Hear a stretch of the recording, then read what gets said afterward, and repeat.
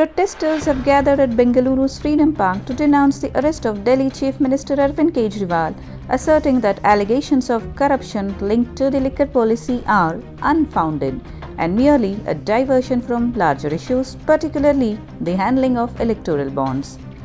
Aam Aadmi Party leader Gopal Rai announced nationwide protest against the Bharatiya Janata Party, inviting all those opposed to dictatorship to join.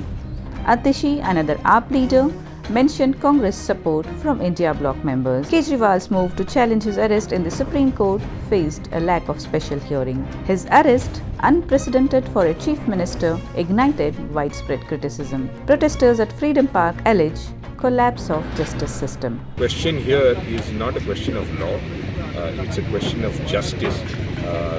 In an imaginary scam, earlier 4 leaders, now Arvind Kejriwal, 5 leaders of the Aam Aadmi Party have been arrested on an imaginary scam where after 2.5 years of raids, investigations, they have not found a single rupee. In spite of that, they have kept these people in jail just to harass them and try to break them.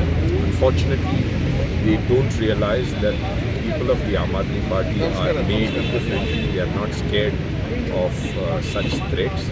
During the electoral bond scam, it's come out how they use the ED and the CBI to threaten people and get money. The only evidence that the ED claims to have is the witness of a person who was the prime accused in this case.